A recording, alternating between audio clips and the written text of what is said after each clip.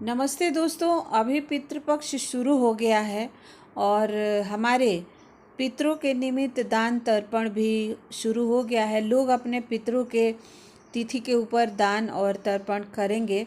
इसी पितृपक्ष के अंदर एक व्रत आता है जिसे जिउतिया कहते हैं, जिउतपुत्री का व्रत कहते हैं। और ये क्यों किया जाता है इसके बारे में आज मैं आप लोगों से थोड़ा सा चर्चा करूंगी इस वीडियो के अंदर। तो दोस्तों, बिहार, उत्तर प्रदेश और झारखंड में मनाए जाने वाला ये जो व्रत है ये पितराणियों के निमित्त है।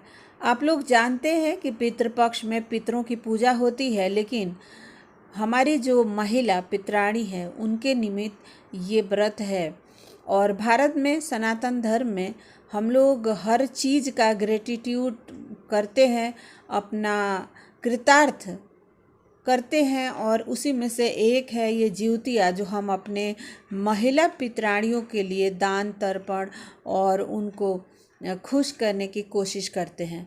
ये व्रत जो है महिलाओं के द्वारा किया जाता है और उनकी जो सास हैं, आजी सास हैं और जितनी भी महिलाएं जो इस दुनिया से चली गई हैं उनके लिए ये व्रत किया जाता है। दोस्तों, कहा जाता है कि जो लोग चल गए हैं वो बेशक कहीं भी हो, दूसरा जन्म भी ले लिए होंगे या पितृलोक में होंगे या पिचास योनि में कहीं भी होंगे, तो हम जो उनके संतान हैं उनके निमित्त कोई भी दान पुण्य करते हैं तो उन तक पहुंच जाता है। और ये बात खुद श्री कृष्ण जी भी कहते हैं गीता में। तो दोस्तों, ये व्रत किया जाता है कि हमारे पितरानियों को मिले और उनके घर की जो महिलाएं हैं ये व्रत रखती हैं।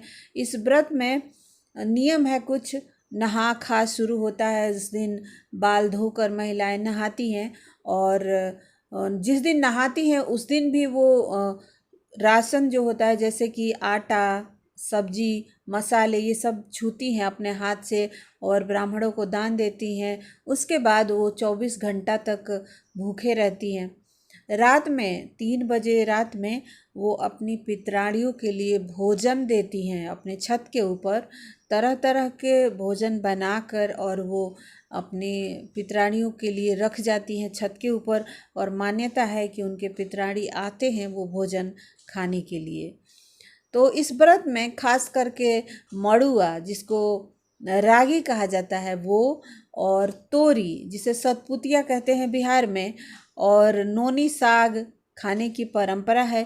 और ये सारी चीज़ें जो मैं आपको बता रही हूँ इसका कारण यही है कि ये बहुत सारे मात्रा में एक साथ होता है। जैसे आप देखेंगे कि तोरी है तो एक पेड़ में आप देखेंगे कि 10-15 हो जाता है तोरी, छोटा छोटा। सतपुतिया उसका नाम ही है। और दूसरा जो मड़ुआ है, आपको पता है कि जो रागी है वो एक फली के अंदर आप निचोड़ेंगे तो उसमें से बहुत सारे दाने निकलेंगे। और इसी प्रकार से जो नोनी है एक जंगली साग है, ज़मीन पर उगता है और थोड़ा सा अगर आप उसको डाल देंगे तो सालों साल फैलता रहेगा। तो ये सब खाने के पीछे मान्यता है कि ये जब हम खाते हैं और अपने पितरों को खिलाते हैं तो हमारे जो परिवार है, ये जो हमारे संतान है, ये इसी तरह से फैलते हैं, बढ़ते हैं और पितर भी हमें आशीर्वाद देकर जाते हैं ताकि हमारा परिवार युगों युगों तक ऐसे ही बढ़ता रहे, चलता रहे। तो दोस्तों, इस व्रत को करने के लिए बहुत सारे नियम और पूजा पाठ लोग करते हैं अपने पितरों के निमित्त। लेकिन जहाँ तक मुझे लगता है कि भारत के अंदर कहीं भी ऐसा कोई व्रत नहीं है जहाँ 24 घंटा कोई भूखा रहे। दिन भर लोग भूखा रहते हैं, शाम को खा लेते हैं। सारा का सारा जो व्रत है, जो 24 घंटा भूखा रहने वाला, वो सिर्फ और सिर्फ बिहार के अंदर है। और ऐसा क्यों, ऋषि मुनियों ने ऐसा क्यों सोचा कि बिहारियों को ही इतनी तपस्या करनी चाहिए, पूरे भारत में कहीं नहीं करनी चाहिए? साउथ इंडिया में मैं देखती हूँ कि एक से एक पूजा पाठ हो रहा है और लोग अपने पितरों के निमित्त हर महीने दान तर्पण कर रहे हैं, साल में कर रहे हैं, भगवान के लिए करते हैं। लेकिन कोई भी ऐसा व्रत नहीं है जिसमें वो भोजन ना करते हो। आप लोग जानते हैं, आप लोग जहाँ जहाँ से बिलोंग करते हैं, आप चाहे महाराष्ट्र हो गया, राजस्थान, हरियाणा, हर जगह ऐसा व्रत है। लेकिन सिर्फ और सिर्फ बिहार में एक ऐसी परंपरा है जहाँ पे कोई भी व्रत होता है, भोजन नहीं किया जाता और 24-24 घंटे तक महिलाएं ऐसे भूखे प्यासी रहती हैं। तो दोस्तों, कभी कभी मुझे ऐसा लगता है कि इसके पीछे का कारण है कि बिहार की महिलाएं ज़्यादातर जो जो उच्च जातियों की हैं, वो खेतों में काम करने नहीं जाती, वो कोई काम नहीं करती हैं, सिर्फ घर में ही रहती हैं। और इस वजह से उनके जो शरीर है वो पसीना नहीं निकलता, उनका बीमारी अंदर ही अंदर पड़ा रहता है। तो इसको कम करने के लिए ऋषियों ने शायद ऐसी परंपरा बनाई होगी कि ये 24 घंटा व्रत रखेंगी तो इनके शरीर के जो टॉक्सिन्स है वो बाहर निकलेगा और स्वस्थ रहेंगी। और आज के डेट में भी अगर आप बिहार में देखें तो ज़्यादातर महिलाएं बीमार रहती हैं, उन्हें गैस का प्रॉब्लम, सिर दर्द का प्रॉब्लम, उन्हें वीकनेस, तमाम तरह की बीमारियां हैं। और इसका कारण ये है कि वो अपने बॉडी का यूटिलाइज नहीं करती सही तरीके से।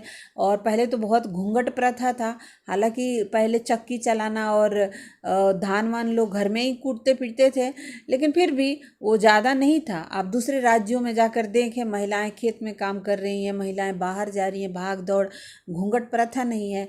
और यहाँ के जो सिस्टम है वो यही है, बहू के आने के बाद जो सास है वो 40 साल की भी होगी तो वो हाथ पैर बिल्कुल मसाज करके बैठ जाएगी, कोई काम नहीं करेगी।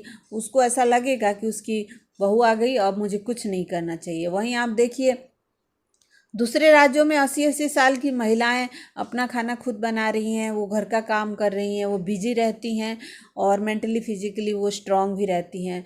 तो दोस्तों, ये जो तीज त्यौहार है उसका साइंटिफिकली हमारे ऋषियों ने बहुत सारी चीज़ें ऐसा क्रिएट करा है जो मनुष्य के जीवन के लिए, उनके हेल्थ वेल्थ के लिए ज़रूरी है।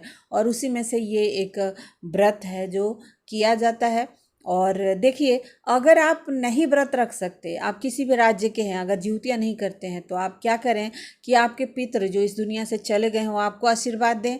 तो आपको मैं एक सबसे सरल तरीका बताती हूँ और वो ये है कि आप उनके लिए प्रार्थना करें। आप जब भी भगवान के पास बैठें, थोड़ा देर आप भगवान से कहें कि मेरे पितरों को जहाँ कहीं भी हो उनके आत्मा को शांति और उन्हें सुख शांति दीजिएगा भगवान। हर रोज़ अगर आप अपने पितरों के लिए प्रार्थना करते हैं, अपने इष्ट से, अपने भगवान से, तो जहाँ कहीं भी होंगे, जिस योनि में भी होंगे, उन तक आपका आशीर्वाद और आपका ये प्रार्थना पहुँच जाएगा और वो आपको आशीर्वाद भेजेंगे। तो कुछ चीज़ें हैं जिसको बहुत आसानी से किया जा सकता है और वो आप कर सकते हैं। धन्यवाद वीडियो देखने के लिए। Thank you so much. Survey